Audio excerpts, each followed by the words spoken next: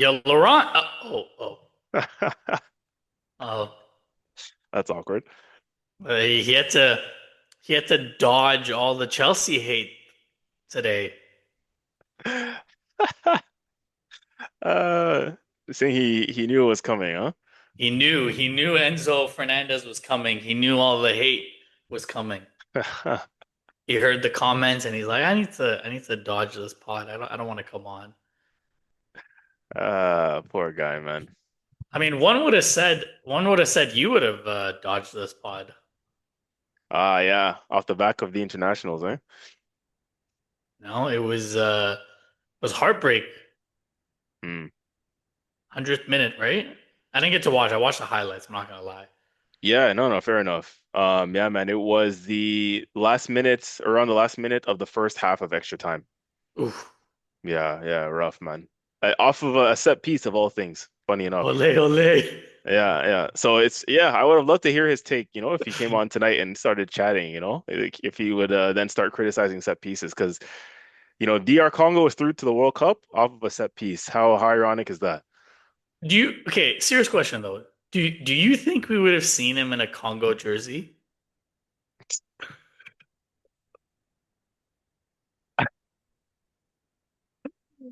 Oh man, Oh, oh. His listen, ears bro. must be burning right now. He's like, these motherfuckers are talking. Legend has it he's still scraping the bottom of the barrel to find that supposed Chelsea kit that he has. Air Oh quotations for those who are God. listening.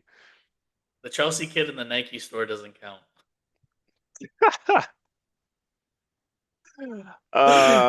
Shambles, man. Yeah. You Ah. blessed? You good? I'm good, man.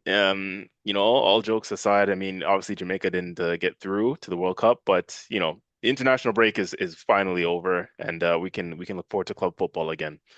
Because I got to be honest with you, man, this last 2 weeks, it's been like the slowest 2 weeks of my life. And again, off the back of us losing the cup final, Yeah. and the last Premier League game we played felt like a month ago. It probably was a Mhm. month ago. You know what I mean? Yeah.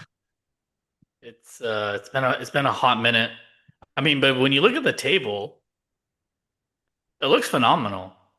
Nando's FC are 1 point out of relegation. We're 9 points clear. Chelsea are battling for Conference League. You know, Everton could potentially push Liverpool for a Champions League spot, which is insane to think. Yeah. Your Like the prediction table doesn't looks kind of. your Oh, prediction sorry. doesn't sound so bad, eh? About Everton. Like, honestly, fair play to you, man. If they do finish up there, fair play. I mean, it's because of David Moyes. Like Everton and the Merseyside fans love Moyes, and Mm, he knows how to set up his team. And the one thing that I appreciate about him is he reminds me of Ange Postecoglou in the sense that he's no BS. yeah. He'll tell you straight up. He'll be like, "Yeah, if I'm gonna get fined for this, I'm gonna get fined for this." Right? Like when you got that yellow card a few weeks back, and you're just like, "I'm gonna get a yellow card for celebrating with my team." Like, where is football gone? Yeah. That's something that Ange Postecoglou would say, and I agree with him. Right? Like, yes, you can't have like a Jose Mourinho where you're going in front of the opposing fans and celebrating to get a rise out of them. But if you're celebrating with your own fans, like that's why we all watch football. That's what brings us together. That's why you and I are doing this pod, and Laurent, like you and I, we've talked about it so many times. We used to send voice notes and met long paragraphs like Yep. during COVID, being like, "Hey, like this is what's going on with Arsenal," when we were in the banter era. So that's why I mean I picked Everton as my like most improved, or sorry, not most improved, the overachieving team. Mm, And on top of that, the Hill Dickinson, man, I don't know if you've seen videos of that stadium. It is beautiful. yeah. No, it looks nice. So, but and then for all the Sunderland fans, damn, if they finish the season above Newcastle, oh my days, Yeah, that would be wild, eh? bragging rights. That would actually be wild. I guess we should get into it, huh? Yeah, man. Let's do it, man. It's Um, been a while. okay, so quiet international break, kind of not quiet. There's been a lot of noise, a lot of noise, especially from ex players. Uh, Pretty much like a lot of the United players, a lot of the United fans, um, just talking about the dark arts. And if you guys are watching it on YouTube or watching it on Spotify video, I'm making the air quotations. Mm. The dark arts in the sense that a lot of Arsenal players pulled out from international duty. And keep in mind that a majority of the players, aside from, I believe, correct me if I'm wrong, Ricardo Calafiori, a lot of them were friendlies. It had no impact on uh, qualification, aside from Ricardo Calafiori for Italy Yeah, and Gyökeres for and Sweden. Gyökeres, sorry, and Gyökeres. So uh, before I answer this, Mm. because we talk about dark arts, being smart, being cheeky. Because I know you and I have talked about it last year during this time, and we wanted Arsenal to do this. What's your take on it? Because I know where I stand. Yeah, man. Honestly, it's just that. It's just the simple fact that, for the last few years, I feel like we've been on the losing end and the wrong end of the international break, right? We send our players away just trying to do the ethical, courteous thing of saying, hey, you guys are players who want to play for your nations. Go on and embrace that part of your career. At the expense of injuries, right? These players come back with a bit of extra fatigue. These players come back with injury. And then we the one that lose out at the end of the day. And we're the ones paying them, right? They're on our payroll. Mhm. Um, and we need them for what we're trying to achieve and fulfill. And they come back to us in a worse state than we left them off at, right? And at that point, you feel bad for Mikel Arteta and the coaching staff because they plan the international break and they plan for the season, right, to implement certain tactics and implement certain things. And when you come back from the international break and then we resume, club football, all of a sudden XYZ player comes back injured, the manager's tactics go out the window, especially if you're a player who's important to the setup. You know what I mean? Mhm. Then you have to change your and reshape and rethink it. And I understand that's part of coaching as well, but at the same time, like again, we these players are on our payroll. We pay big money for these players. We pay big wages for these players. Like we need our players at our best. And at the end of the day, also from a coaching standpoint, Arteta's job is on the line in a lot of these circumstances now, right? 6 years in, he's expected to win trophies.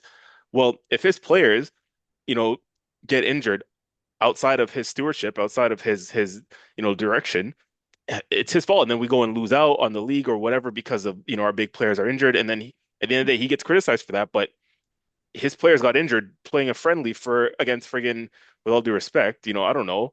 Japan. Um, you know what I mean? So yeah, it's silly. And like I said, I think we've been on the wrong end of that for a few years now. And we've asked Arteta to be a little bit more ruthless and pull players out and just be a little bit cheeky, a little bit of dark arts, to get players out to preserve them, right? Because the position that we're in now, we're in an unbelievable position to still win three major trophies, right? Mhm. So I think Arteta and the staff they would have learned from the past of trying to understand a bit of the dark arts and how it works and get our players out and people can cry about it, right? I'm here for it. I feel no ways. Fergie used to do it all the time. Players Yes. have admitted. You've seen pro players come out and admit. Fergie used to do this.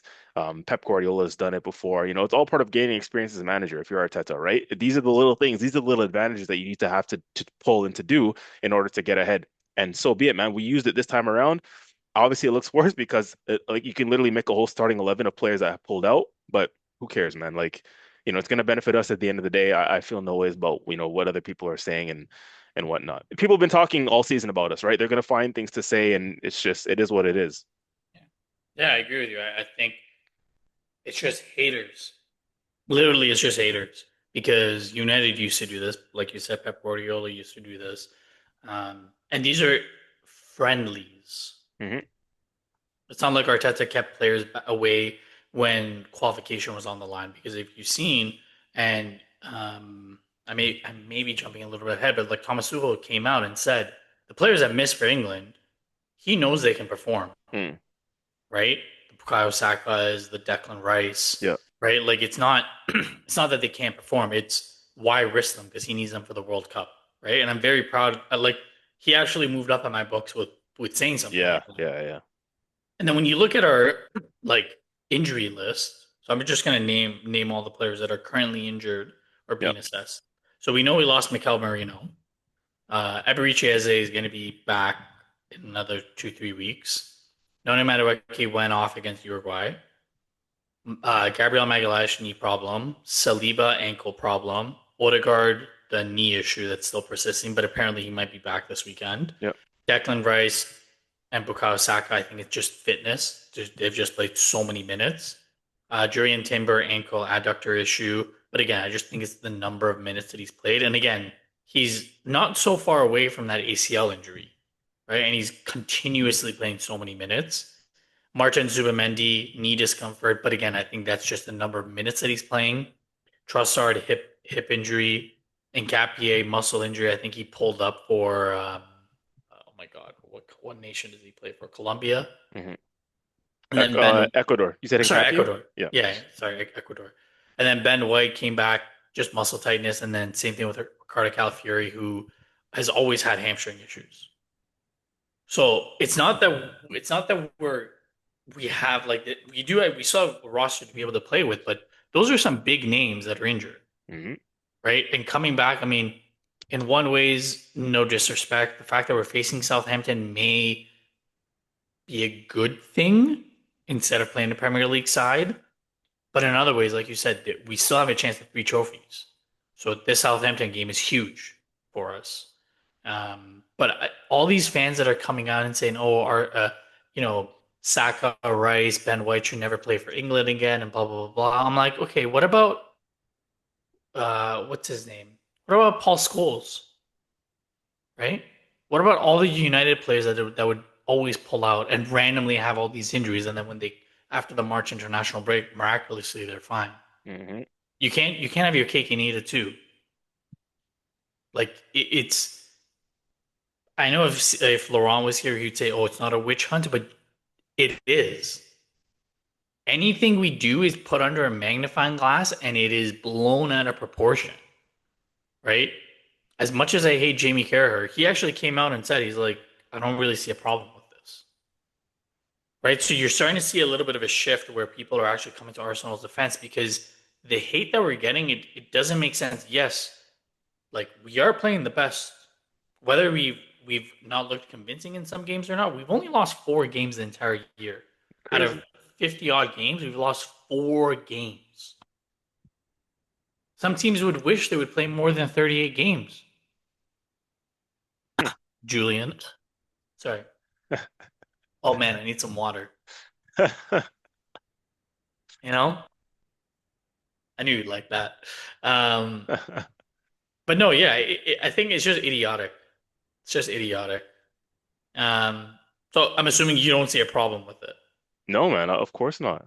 Yeah, like I said, I'm club over nation anyways. I don't know how you feel about that topic, but like let's say, I don't know, Canada or Iran was in the final and they had a chance to win the World Cup, or Arsenal's in the Champions League final. Who are you rooting for? Oof. It's Arsenal all day long for me. I gotta be See, honest. the thing is, and I know we're not a political podcast, in this current climate, I would say Iran. In this current climate of what's happening in the world, but in a Mm, vacuum, 100% Arsenal. 100%. yeah, that's Right? fair enough. Um, yeah, I agree with you. It's the club, and the problem is, it's all these international breaks. Like, just get all the. If anything, the smartest thing for them to do, and again, there may be a reason why they don't do this because of like all the broadcasting sponsorships and stuff. Pick a month for four Yeah, weeks. Take the players for 4 weeks, and that's it. That's your international. You know what I mean? You get them for 4 weeks, get to see the players, and it's done. And then once the season is done, then you can get them for another 2 weeks, and then go off to your whatever competition. But they're adding so many competitions like the FIFA Club World Cup, and they're adding, more games in the FA Cup, Carabao Cup, and all this stuff. It's like, okay, but where are they going to breathe? You're adding more games in the Champions League. You're adding another competition in the Conference League. It's like it's just more and more games, so they don't have the capacity to do that. But the smartest thing would be just let them go for a month. yeah, Why put what? It's September, October, November, right? And then March? yeah, correct. Yeah, isn't that Why? that's crazy, eh? Why? You Yeah. get everything done in 4 weeks, right? Like it doesn't make sense. It doesn't make sense. Um, the the other side of things too is with the international break, you have players like so you have two sides of things. You have players like Christian Norgard and Calafiori who are coming back like on a negative note, you could say, and then you Mhm. got someone like Gyökeres and Kai Havertz who are coming back on a positive, getting minutes in their legs, even Ben White, right? Um, to me, the fear of injury at this point of season, I would just love for none of them to go.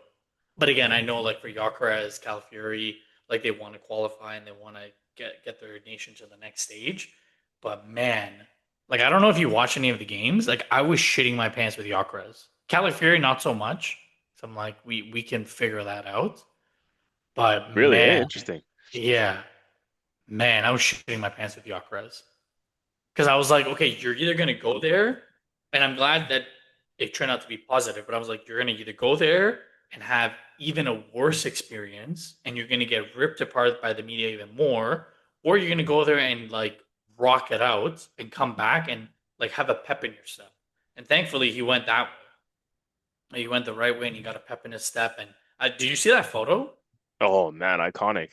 Chills, Iconic. freaking chills, right? That's Like, I got to be one hope, of the best like still image footballing photos of all time. yeah. Like bro, that's crazy. Like that would, and I genuinely hope he comes back with that same fire and he continues it, right? Whether he can't continue it in the Premier League because again, it's more physical, there's more tactical fouls and it's a faster pace. But if he can help us in the Champions League where he's been dominant for Sporting and now he's facing his old team again, like get us through to the next stage. And if we get through the next stage, like I know I'm jumping way ahead and I typically don't do this, but like you're facing Barcelona, who lost Rafinha. That's gonna open the whole. That's gonna open it wide open for us, Yeah. right? So Assuming we get there and assuming they get there as well, right? yeah, Because so they, yeah, yeah. correct, because they're facing Atleti and they're facing Atleti this weekend as well. But to me, that's what the international break that I look at. And like this international break for me, it, Norgard, I mean, I'm not really worried about because he's just a squad player. But Calafiori and Gyökeres, those are the two players. And right now, I have concerns with Calafiori how he's going to return just Mhm. mentally, and is he going to be dialed in? And two, Gyökeres, like best case scenario for him right now. I don't know. What's your thoughts on that? Yeah, I was gonna say, well, that's the thing, right? There's two sides of the coin when it comes to international break. First and foremost, again, I stand on the fact that I'm happy most of our players pulled out. But for the players that, who are present during the international break, obviously you're keeping an eye on our guys and who's doing well and so on and so forth. For obviously Calafiori and Norgard, disappointing. They're not going to be at the World Cup, so hopefully, they come back and they're still in decent spirits. They got to switch their focus back to club level and know that, from a club perspective, there's still things to fight for this season. I think it'll be tougher. I mean, it's going to be tough on both, right? I don't want to gauge which one is worse than the other, but for Calafiori's sake, right? It's Italy, a big nation. They're more in the media. They're more big of a powerhouse nation. The expectation of them to get to a World Cup, after not making the previous two, how does that affect him and the media? They are all over the Italian players at the moment. Gattuso apparently stepped down. Like it's a shambles over there. Buffon, everyone's Yeah. stepping up. Yeah, yeah. So it's a shambles over there at the moment. So I'm hoping in Calafiori's sake it doesn't affect him too much mentally. I'm sure Arteta's gonna have to manage him properly and make sure that he's switched on again and all hands on deck for our Premier League campaign, Champions League, and so on. So from that standpoint, it wasn't great. But obviously, you have the other side of the coin.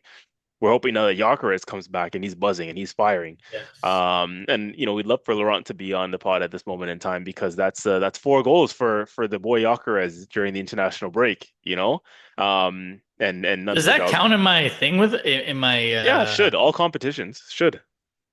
This damn? international break, 4 goals for Gyökeres and none for the boy João Pedro. So um, Let's fucking go. I'm gonna win money.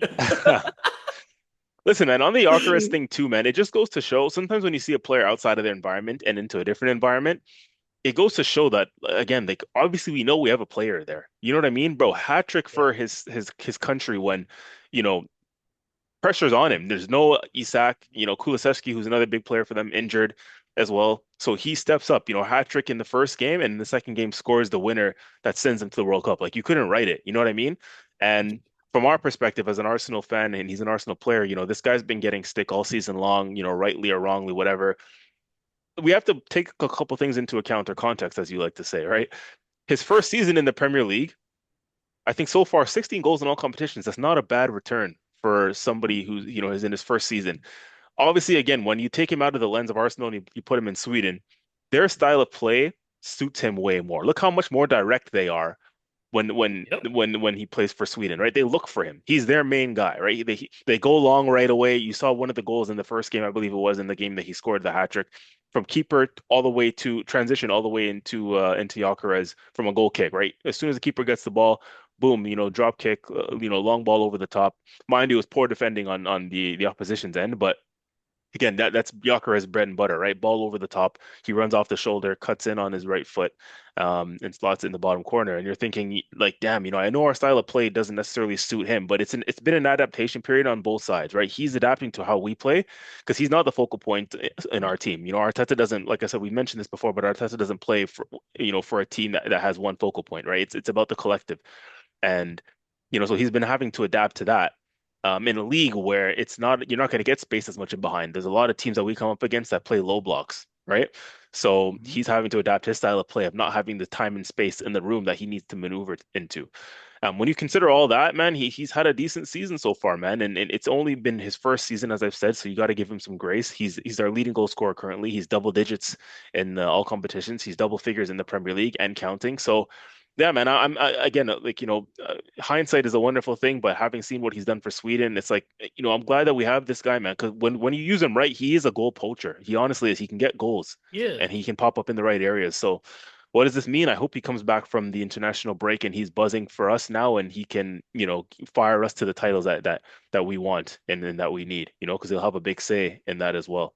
Um, Crucial games coming up for him too. And the thing that people don't understand, I think you and I were going back and forth on this a few weeks back, like, Gyökeres is not doing enough and stuff like that. But from a possession point of view, even though he doesn't touch the ball, the amount of headaches he causes the central mhm. defenders, he opens up space for the other players. And Yeah, yeah. I think, and you've said it nonstop since the beginning of the season, we need another left. We need a left winger. We Yeah. need a left winger that can be direct because Gyökeres likes playing on that side. And the only player that we've seen work with Gyökeres is Trossard because he likes to rotate with him and he likes to take central positions. Mm. We need a left winger that does that. I was under the impression throughout the when the season started, and I'm like, okay, Gabriel Jesus is going to come back. He can play off the wing, and he likes the same rotation. He's more pacey. He plays like Trossard, but he's a little bit pacier, Yeah. right? But he hasn't been able to take that position for himself, and I think he's going to be gone after this year. But we need a left winger to really bring that out of him, right? Yeah. You saw Sweden, Anthony Elanga, right? The runs that he was making off Gyökeres and go like playing off of Gyökeres, like that's what we need.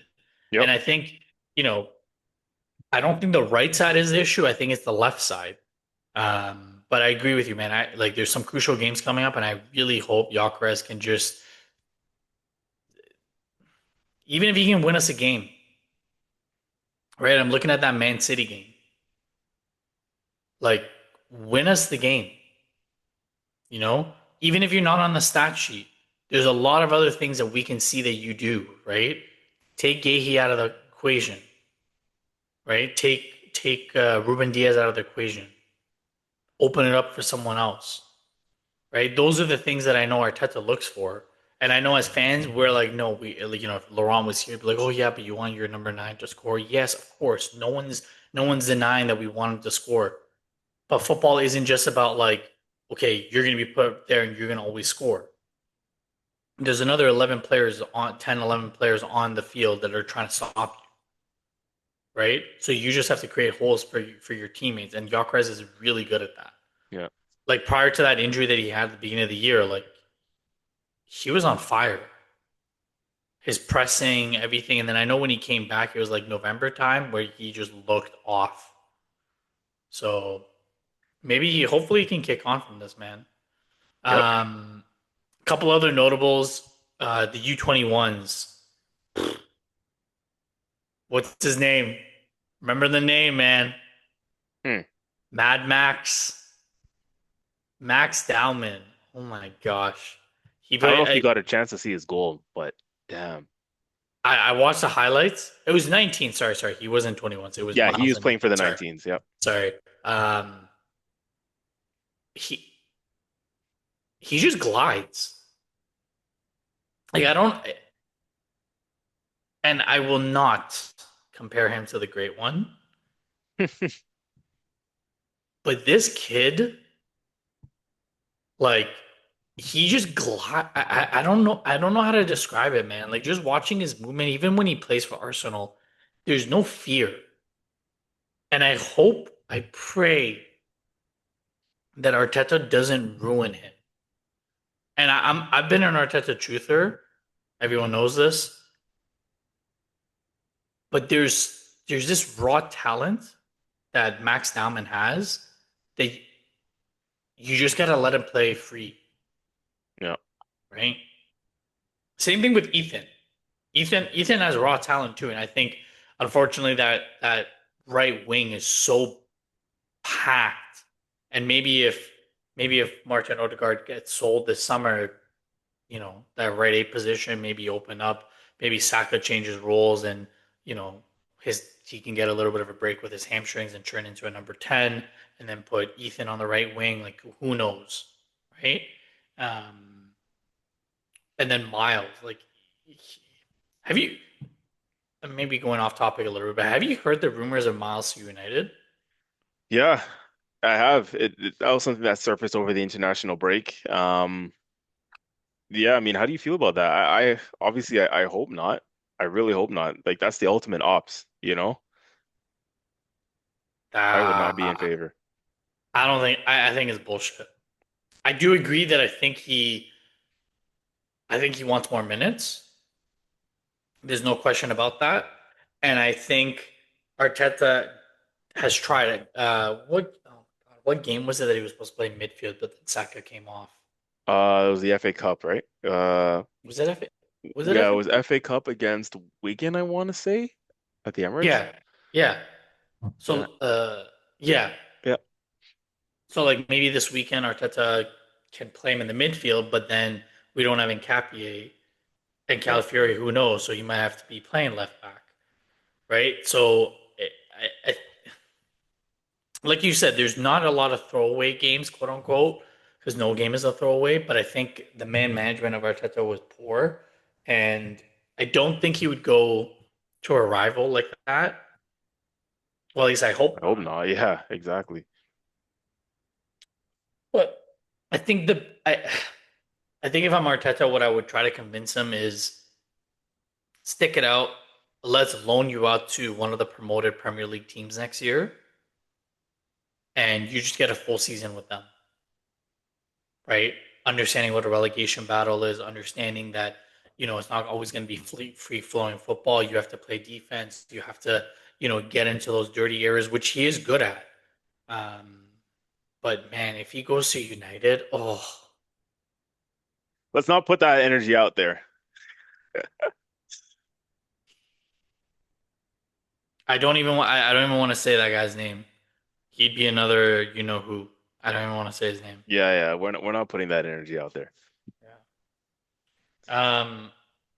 Speaking of England, though, I mean, on another note, it's good that this player is back in the England setup and is getting minutes for England, Mhm. right?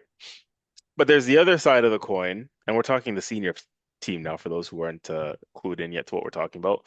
A certain Ben White, Mhm. he's playing for England again. Tuchel graciously put him, in the side, gave him a chance after I think there was a late pullout from I think it was Kwanzaa. Um, yeah, he's back in the setup. But of course, there's always negative media that comes with these kind of things. And the guy is getting booed at the moment for, you know, for every time he steps on the field. Mind you, he's come back to the fold for the first time for England, and they played two games, and it's now two times he's come on and two times he's been booed. I think we expected that. He expected it. Doesn't make it right though. You know, uh, what are your thoughts on that? I had to make sure we touched on this because I think from my perspective, it's a shambles, right? I think it goes without saying. Like here's my thing, simply put. Like the guy, I like the patriotic England fans, right? Will say, oh, the guy chose not to play for his country or put on the shirt and represent his country. Like it's a way deeper than that. It's nonsense. This is football at the end of the day. It's working relationships, it's sport, it's business. And again, you're not it's not an individual sport, right? It's not like a tennis or a golf or what I mean? Like it's a team environment, team sport. You're working with coaches, you're working with teammates. And if for whatever reason there's the falling out and you don't get along, right? Foolish fans, England fans out there need to understand that it's not the guy deciding not to put on the England shirt and representing and not representing England and turning down England, call-ups. It's he had a falling out with the previous manager and staff who was in place at the time Hmm. in any environment, if you work in a company or work in an institution where you don't get along with your manager or don't get along with a reputable person, in within your team or your teammates or your colleagues, like how are you going to want to go and perform and do your job if you're not liking or enjoying the working underneath the person that you're working with? You see what I'm saying? Or Like appreciated why when you would he bring to the therefore? It field. has Yeah. nothing to do. People are so stupid. It has nothing to do with him not wanting to represent his country. He made himself available now. Why? What's the common denominator? Oh, Southgate's no longer there. And his Those coaching staff staff members are is no no longer longer there. there. Oh, Yeah. okay. Now I'm available. Like it's just some people just need to put two and two together. And this is why me who supports England, right? This is why these are some of the reasons why England are not going to win, a World Cup, or they struggle to even in their golden generations of the Rooneys and the Lampards and the Gerrards. This is why they haven't won these major tournaments. Why? Because one thing that exists so prominently in English football is tribalism, right?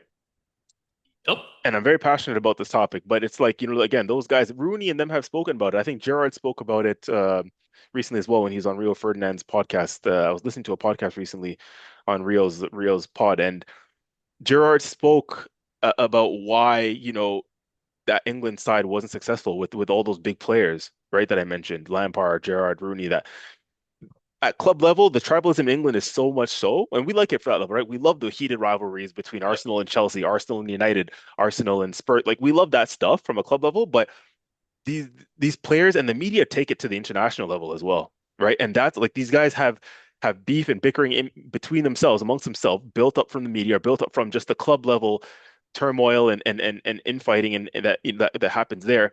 But when you step in for your country, you have to kind of put that stuff aside, right? Like it's about representing your country. It's about being united. It's about being one as a collective, right? But Hmm. even in the England camp and in England setup, you still have fans booing their own players. Do you know what I mean? Like Brazil, that you don't see that stuff happen in Brazil, right? Like other countries, Italy and all these other nations, these footballing nations, that once they put on the country's badge, they're all one, right? Forget the tribalism at the league and club level. They're all one when they play for their country and you embrace each other, right? Like in England, there's a serious problem with, oh, he plays for Spurs, but when he puts on the England shirt, it's like, oh, I'm not gonna support him. Like I'll be honest with you, like again, I'm gonna go into this tournament in the summer. I'm gonna support Harry Kane for England. He's not wearing a Spurs kit, or he wasn't, but he's wearing an England kit. And I have English background and England, I come from English background. I'm going to support England, and regardless of who puts on the shirt, you have to put that aside for a month or however long the World Cup is, and then when it goes back to club level, you bring it back there. And that's my problem with this, is with fans, if Arsenal players are the only ones supporting Ben White at the moment, but I think it's the people that are booing Ben White are obviously the non-Arsenal fans, right? And the foolish idiots who don't understand internally how these things work, right? I encourage anybody who has any working relationship at any walk of life, if you in a corporate environment or whatever, you go to work tomorrow and you don't get along with your boss, and you have a falling out with your boss or your manager or whatever, you're not going to want to continue to perform your role at that Hmm. current job. In fact, you may go look for a job elsewhere. It's the same kind of thing as far as I'm concerned. So sorry I went off on a tangent about that kind of stuff, but I just believe there's so much infighting and division within the English football media and so on that creates these sort of problems. And people, just idiotic fans, I think, just it doesn't make any sense to me. That's my opinion. That's my thoughts on some of it. But yeah, man, I don't know. I don't know what your Well, the thoughts are. British media just constantly looks for clickbait topics and things that they can just get views, right? Like they're just trying to get something that sells. And it's unfortunate that they're trying to capitalize on something and make a story out of something that really there isn't anything there. There was some internal infighting, and that was it, right? And people are coming out and saying, and I love Ben White, but let's keep it 100. The last World Cup, whether Ben White was there or not, he wouldn't have been the difference maker because he would not have been starting. Mm, Nor do I believe that he would have come off the bench. Let's keep it a buck. Like he would not have come off the bench. Not over Kyle Walker, not over Trent. Let's be real. Let's be real.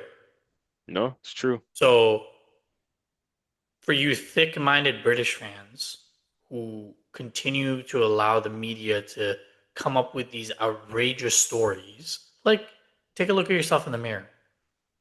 And all these fans that are booing, they're like the ones that are like 56 years old. My friend, Ben White could be your son at that age. Ben White's 28. Hmm. Like let's take a second, you know? England have people talk about Arsenal or they're like, oh, they walk around, they strut around like they've won the Champions League, blah blah blah, blah this many times. So do England. England walk around like they're the best nation in the world and they've won the World Cup every single year. No, you haven't. Yeah. And to shit on your own player in a World Cup year where Ben White may be critical. Who knows? Ben White may actually be critical because in tournament football, if you're filling your roster, you want versatile players. You want players that can play more than one or two positions. Why? Because you never know what injury is going to happen. And if you have versatility in your roster, that's going to give you that edge. And I'll be honest with you, I wouldn't be shocked if Ben White doesn't want to go, whether if he's selected, right? I agree with everything else that you said. And again, I'm not painting everybody with the same brush, right? No, But this applies to obviously those fans, the idiotic fans who are booing the guy, for under these circumstances. It's just shameless behavior, man, and it's part of what's wrong with the division of the England, I world. feel like. Yeah, and even bigger than that, yeah, the world. It's a shame. Yeah. But as much as I hate Jordan Henderson, I do have to say I was very proud to hear him come out and defend Ben Defend, White. yeah, yeah, Um, that was classy from Jordan Henderson. But yeah, it's sad, and I'm so happy to have Ben White back in the roster, and I really hope that Arteta gives him a start this weekend because he's gonna be loved by the fans, and I promise you, every time he touches the ball, if he is starting, the fans are gonna cheer every time that he touches the ball, just to remind him how loved he is.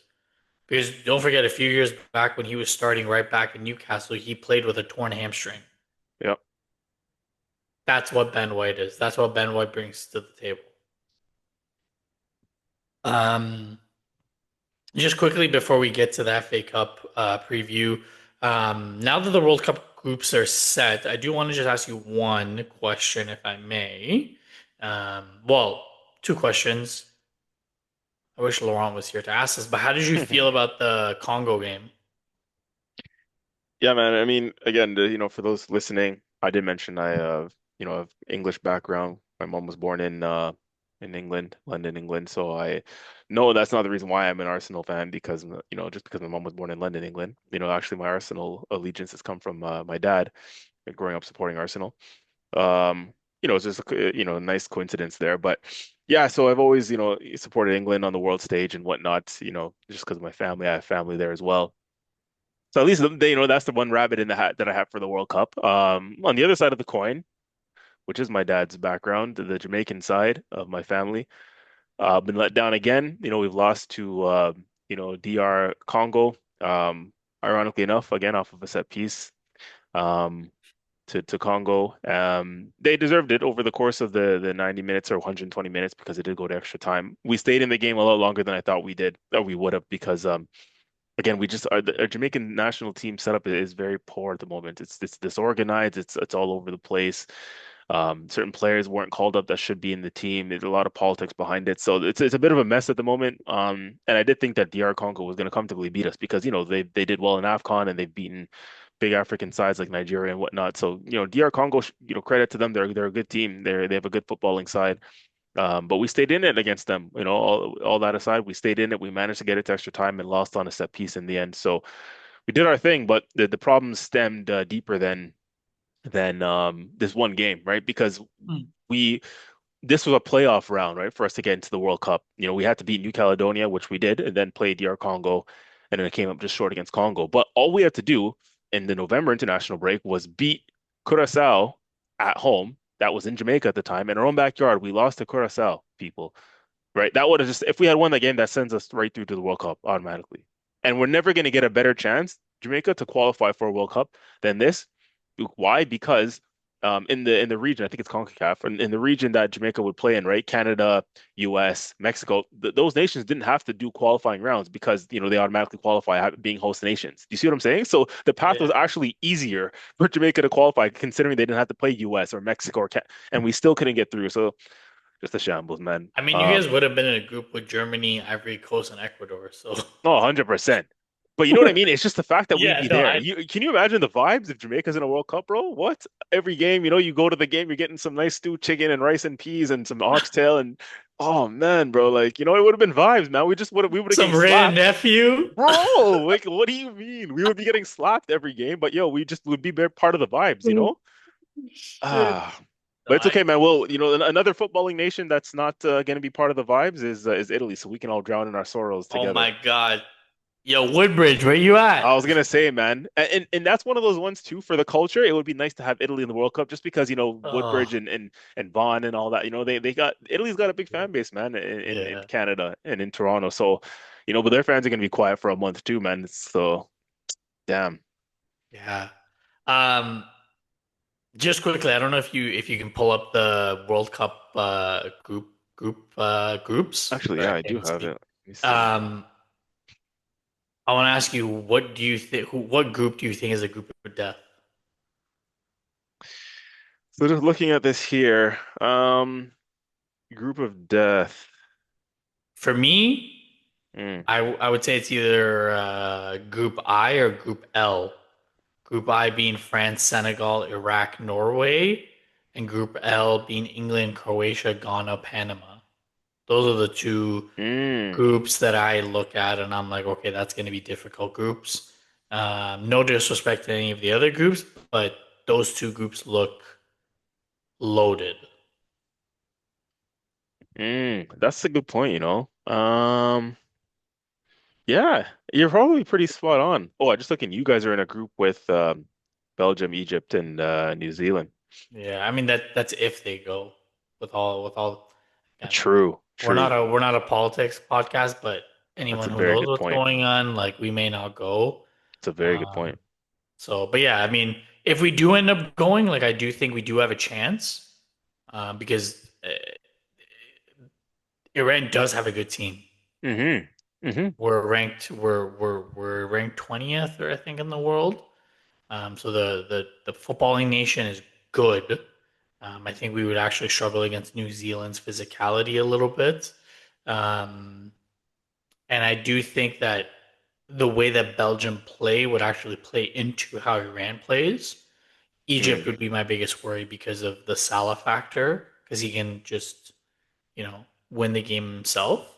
Uh, so we would have had a chance, but I just don't know what's gonna happen. And then, like, looking at other groups quickly, Netherlands, Japan, Sweden, Tunisia, Group F. Like that group does look to me, outside of Netherlands, it does look wide open for the second spot. Because Tunisia is not a bad team. They play together quite Mm. well. Japan hasn't been convincing, and Sweden, they're riding a high. Germany got an easy group with Ecuador. As much as I respect the African nations, I think it's too much for Ivory Coast. Yeah. Uh, This isn't the Ivory Coast of like Drogba and Yaya Toure. yeah, U.S. I think the U.S. will struggle. Um, I think Turkey is gonna finish first in the group, and I really wouldn't be surprised if the U.S. lose against Paraguay or Australia.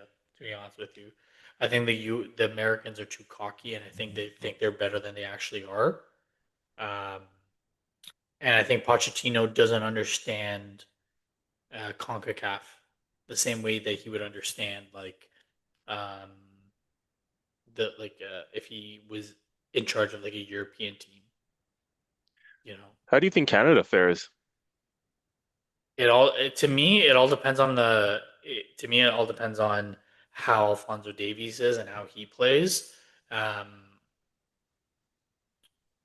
I think Switzerland is going to be very difficult, especially that midfield battle with Granit Yeah. Xhaka.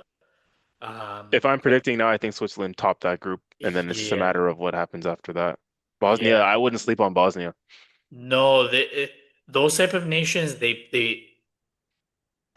they have so much pride that when they get on the pitch, like they are all fighting in the same direction. And Qatar, like, they don't really have big names, but we saw at the last World Cup, like they can upset people.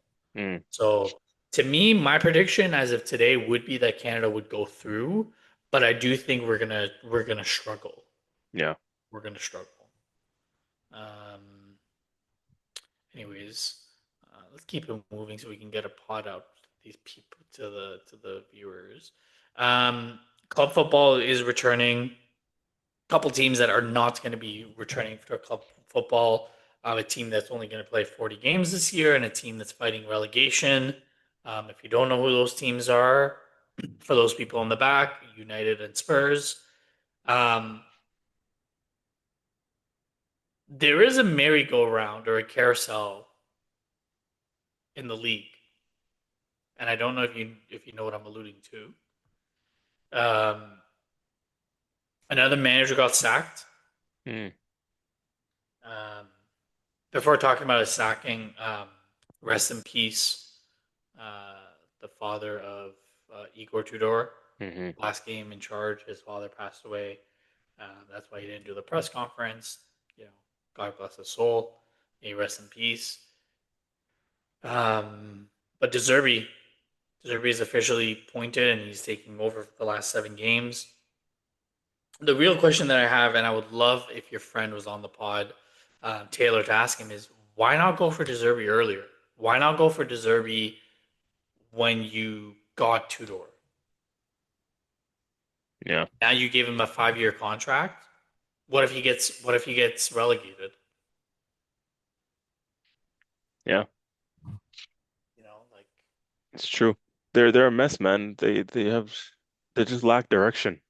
Spurs. They just lack all kinds of direction. It's funny. It's great. I love it, but it's a shambles because you should be operating as a big club if you are a big club, you know. And somehow I always say this, they've managed to finesse their way into being in the Big Six. I don't know who they had to pay off to get that title as a Big Six club because, as far as I'm concerned, you have to win the Premier League to be a Big Six club, um, which they've never done. But yeah, I mean, yeah, they're not operating like a big club at the moment. And Ange, right, called them out too, right? And hmm when he was saying, they act, it's all talk, but they don't do it. To dare is to do and all that stuff. They don't do. They just chat the chat, but they don't back it up. And the way they run, the way they are run, sorry, is like, it's like a club who has again no direction. It's a shambles, man. Yeah, the Zerbi, if you're gonna do that appointment, do it a little bit earlier, do it, a lot earlier. That Tador appointment, what was the point?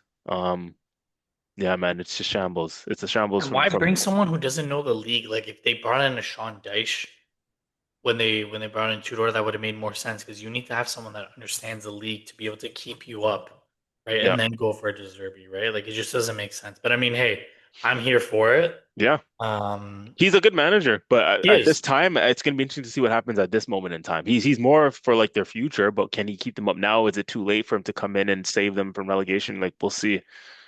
Yeah. I mean, he is getting kudos back. So then there are some reinforcements coming back, but Yeah. um, and then lastly, before we officially move on to the FA Cup preview, I wish Laurent was here for this. There's been a lot of news coming out of the Chelsea camp. We know that they got charged, and I think they we talked about it talked about this when they got charged. Like, I think they do have a transfer ban, but it's like one player they can bring in or something. There's a lot of rumblings that Liam Rossini's job is in jeopardy if he doesn't make a Champions League spot. And then also Enzo Fernandez and Marco Correa came out speaking poorly about the club. Enzo Fernandez also talked about like that he would want to play for Madrid, and Cucurella literally said that the sacking of Enzo Maresca was wrong, and that if he wanted to play anywhere, it would be Barcelona. There was also a lot of news that a lot of the Chelsea players are not happy with Enzo Fernandez's Yeah, leadership. yeah, yeah. So you spend $2 billion, you build a roster that, to be fair, since Laurent's on here, I don't mind saying this.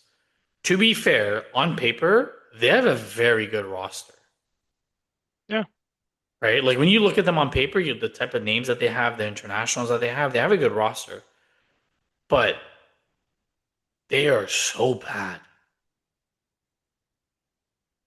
And I'm curious to see how Liam addresses this because you know the British media is going to be all over those comments.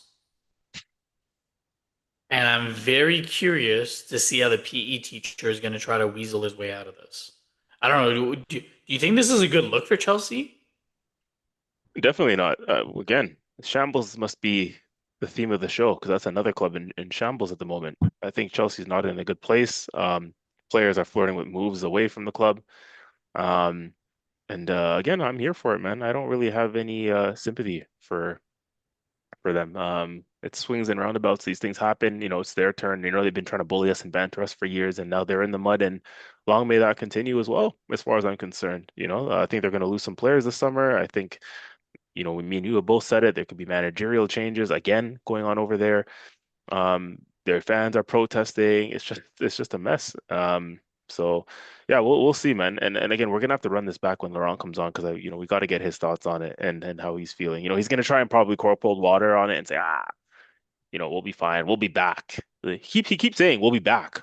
But like, okay, We'll be bro, back when with are you gonna winning be back? another In like comp. 20 in Yeah, 2035 or 20, yeah. when we're all 50 years old, when are you gonna be back? Next year, next month, next century? Like you're not gonna be back anytime soon, as far as I'm concerned. So Oh wait, hold on. But his argument's gonna be: Are you sitting at the big table? Have you won yeah, he'll Champions pull out League? that slip, eh? Club World Cup. Yeah. That he'll pull Club out the World Cup. We won the Champions League. We won a Conference League. Okay, bro. Like, I'm sorry. Like, the honest response is yours gold.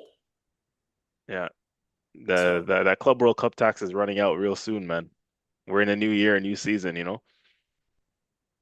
um, FA Cup, it's back. Yes, it is. Um, 8 teams. I cannot wait. Saturday morning. I'm gonna be up anyways, feeding the boys. So I'll be able to watch the first game, Man City take on Liverpool. It's a perfect game. Perfect game for Man City. I want them to play their full roster. I want them to be exhausted because they're not going to be playing midweek. So Pep is going to go with as strong as possible. Hmm. And I think Arnie Slot I don't know if it's true or not, but there's been rumors coming out that they're going to give him an extension, a contract extension. But then there's other rumors that at the end of the season they're going to mutually part ways. I don't know what's going on, but this is the final story for Mohamed Salah, and you know, Van Dijk being a good leader that he is, who knows? He may get the troops going, and they may go for it. Right? They don't. I don't really see them going anywhere in the Champions League. Um, so I think this is their opportunity at a trophy. I don't know what your thoughts. I don't know if you agree with that or not In terms of Liverpool, you're saying? in terms of Liverpool. Yeah. Yeah, well, I mean, they're gonna have to go all out for the Champions League because, why not? Um, and they're a historic European club, right? So why not be confident in it? They have the second leg, I believe, at Anfield, if I'm not Correct. mistaken. So, listen, they're gonna think that they're in with a shot. So they'll firmly believe that they can win that, I think, just as much as they'll have belief in the FA Cup. But and I, yeah, I think they'll go tough in both competitions that they're in at the moment, FA Cup and Champions League. However, if I'm making an early assessment and prediction, which is basically mark me down for this prediction from now, but I think City is going to win the game. I think City will be riding a high too. You know, they needed that bounce off the back of winning the Carabao Cup, so I think they're going to push on from here, and I Mhm. think they'll get to the semifinals of the FA Cup too. My only thing with City is there's a lot of rumblings about 60-point deduction and the 115 coming out, and you've heard the likes of Rodri speak out about, wanting to play back in Spain, Bernardo Silva leaving, and there's a lot. Something just doesn't seem right. Mm, Right? Pep Guardiola is going to be done at the end of the year. Something's brewing, and I know we've been seeing it for many years, but um, something definitely is brewing. So yeah, maybe they've been riding the high, but also maybe that high is giving them false hope because let's be real, like Arsenal were terrible in that game. mm. Yes, City played well, but we also helped them because of how bad we were. So um, if you're going City, like I was gonna go Liverpool all the way with this game because I think Yeah, go on. this Yeah. means more for Liverpool than I think it means for City, especially the type of season that Liverpool have had as the defending champs. Every time that they defend, they have a shambolic season. So I do think Liverpool just edge it. I don't think it's going to be an easy game. I think both teams are going to score. I think it's going to be feisty, but I think Liverpool just edge it. I hope so, man. I hope so. So um, I don't even know if there's much to talk about this game. Chelsea, Port Vale. I mean, if Laurent was here, we'd talk about the team news, but I think Chelsea just get it done. Yeah. And Yeah. I think what Liam is going to try to do is just try to finish the game so that they can reduce the noise and the discussion about um, all the other stuff in the background, right? Like I don't know about you, but I'm going Chelsea win. Considering the turmoil they're in, this is like the perfect game for them too, eh? Surely Yeah. they can't fumble this one. You know what I mean? It's Port Vale at the bridge. If it wasn't Port Vale, most other games that they play at the moment, I wouldn't even be sure that they're going to get 3 points in just because they look so fragile at the moment. But you couldn't have asked for a more perfect game to get you out of a slump. You know what I mean? With all due respect to Mhm. Port Vale, surely they don't fumble this, right one, surely. So yeah, I agree. I think they'll win it. But funny enough, I think Port Vale is going to give them a run for their money. But I Mm-hmm. think I think they'll still come out on top. Should they should because Port Vale have played at home pretty much the last like 3 or 4 games in that fake up, if I'm not mistaken. So this is going to be a big game for them. Mm, Now, before we get to the Arsenal game, West Ham host Leeds. West Ham are flying. I don't know what Nuno Espirito Santos has done to the team, but they are flying. I know maybe the last result doesn't do them justice, and the last 5 games, sure, they've had 2 losses and 2 draws, but the type of games that they're playing, it's not what we've seen from West Ham. And I think with the way that the table looks, this is huge for them. This mm. game is huge, right? It's going to give them that psychological advantage, and they're playing at home. Um, Leeds are no slouch.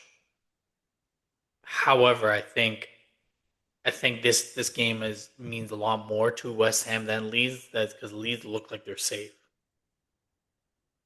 in the Prem. They're on 33 points. I highly doubt that they're not gonna make it through. But I don't know. Am I reading into it too much?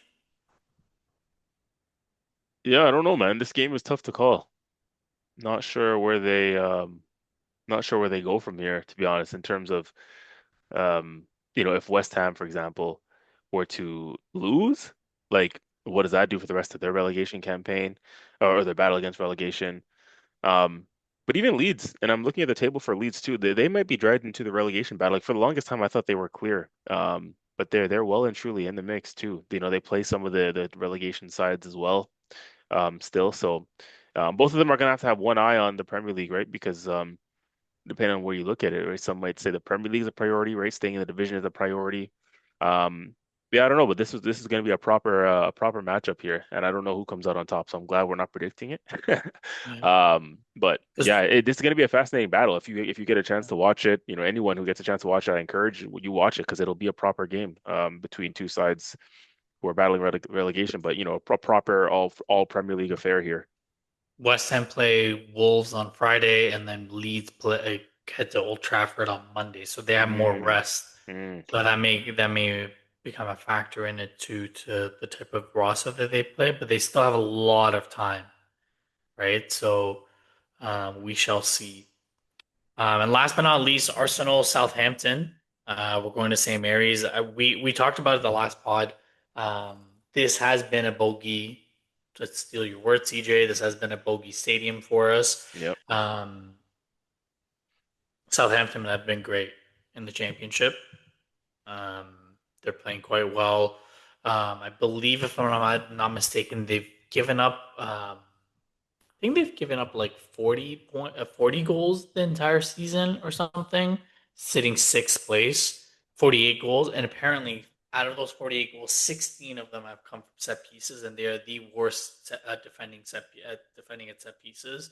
So obviously, Nicholas Joe for the last 2 weeks, he's probably analyzed every single set piece for Southampton and tried to figure out where to put the players. Obviously, we have to contend with the fact that we play midweek in the Champions League away at Sporting, which is a quick flight if we're thinking about it logistically. Um, but this is a big game. This is a big game, and I know for me, like the big thing is you've said it all along, right? Like when I was looking at, I think we were talking about this in January or late December. Like, what are some of the games that we can potentially rotate players? This would be one of those games, in my opinion. Like, I think even though Southampton have been a bogey team for us, I don't want to see Zubamendi. I don't want to see Declan Rice. I want to see Christian Nordgaard.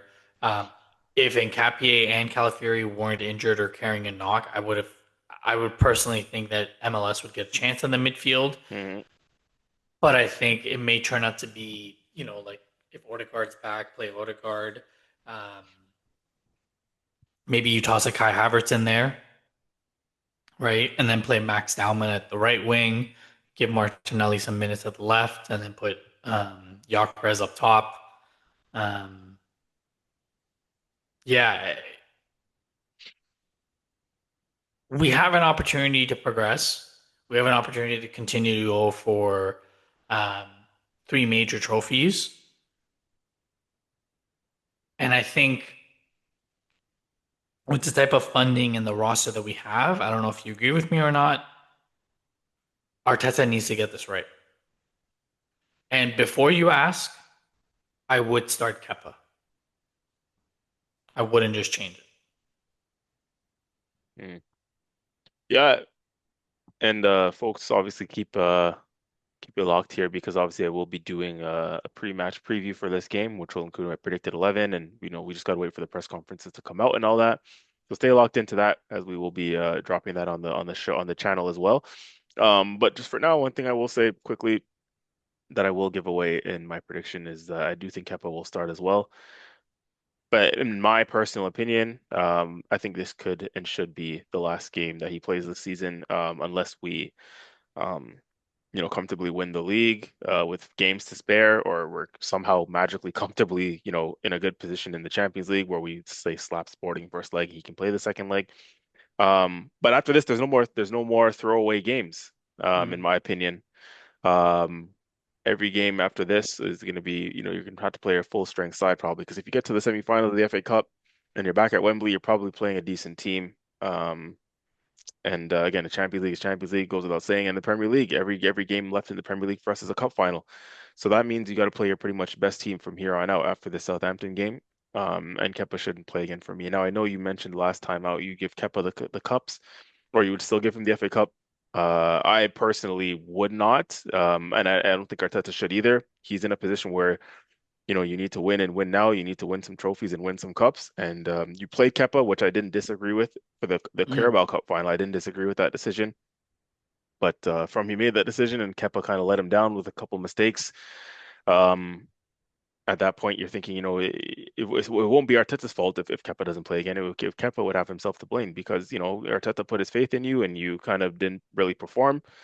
Um, so in the next final, in order not to get burned again, if we get there, Arteta's gonna have to play his strongest team and play Raya to learn from his mistakes and get us the result. Because again, Arteta's a man under pressure. He needs trophies, so he Mhm. can't afford to use sentiment anymore. In my opinion, he's gonna have to play his strongest sides and he's gonna have to go all out. So I would give Kepa this game specifically, but if we get past it, where we're at the dire stage of the tournament now, we're back at Wembley for a semifinal and then potentially back at Wembley for a final. So this could be his last game, but for this game specifically, it's Southampton away. He's still a decent backup keeper, a decent number two keeper. And if you can't play Kepa against Southampton away, who's in the championship, respectfully, then Mhm. we have bigger issues. So he can surely play this game, Kepa. I don't mind that. I think he will play too, to be honest with you. It's just a matter of what we do elsewhere. And like I said, keep it locked here because I will, give the prediction on that and the breakdown on that. Um, Ultimately, I do think we'll get through. It's going to be tough, but I do think we'll Mhm. win. It's going to be very tough for us, though. I don't think this game is going to be easy at all. And I expect a rotated side too. I expect us to rotate. I don't. I agree with you. I don't want to see us go out with our full 11.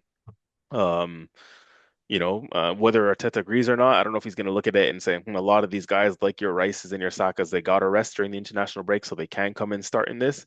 Personally, I wouldn't really be starting some of those guys still, You know but Saka's gonna get on at the 60th minute or 70th minute just to get some minutes in his leg because he's been in poor form, and you know that Arteta's trying to play him into form.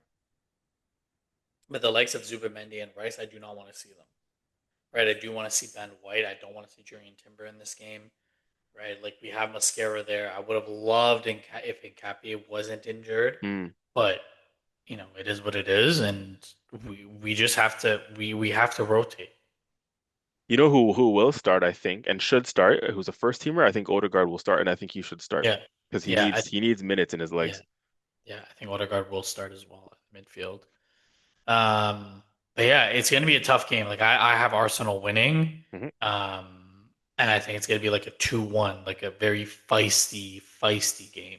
Mm. I don't think we're going to dominate. I don't think it's going to be like a 3-4 nil. I think it's going to be a very close game.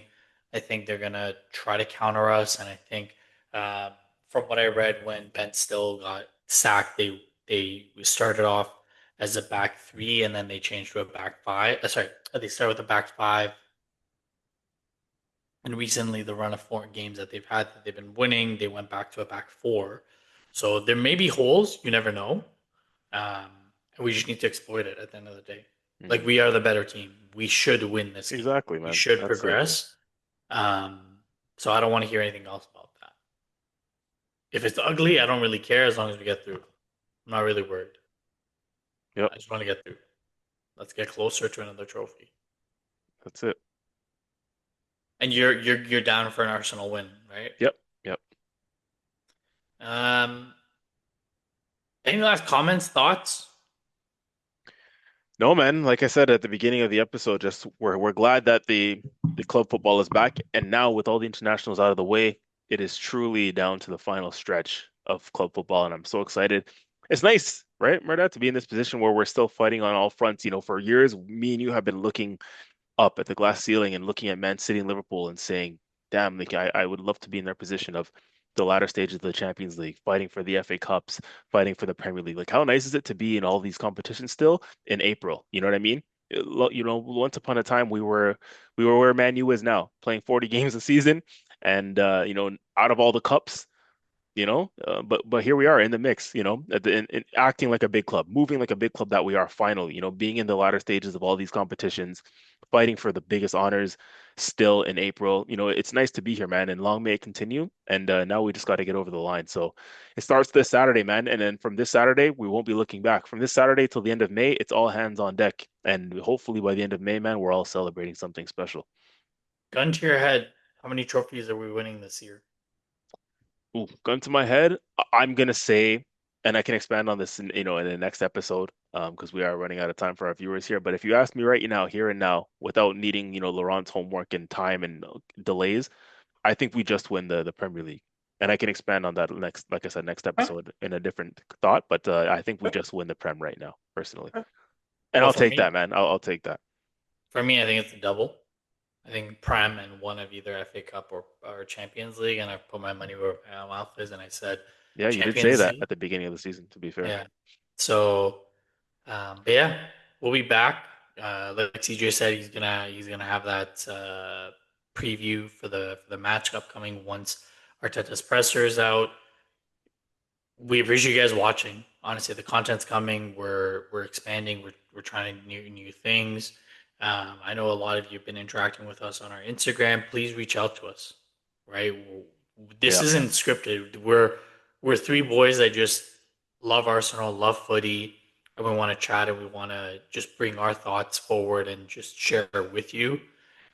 We appreciate every single one of you watching. The one thing that we would ask of you so kindly is if you could just hit that like, hit that subscribe button, give us a follow, you know, and if there's anything that you guys see, if you want to interact with us, um, let us know. We want to interact with you. We want to interact with the community because that's what brings us all together. With the way the climate of the world is, and with the way that you know we are, the world is moving. This is what brings us together. This is what brings society together. So, um, don't want to don't. I really don't want to. Didn't want to get sentimental with it, but genuinely, I think I speak for Laurent and CJ. We appreciate you all watching, listening, tuning in. Um, like I said, all I'd ask for is that subscribe. yes, sir. All right. Adios. Adios.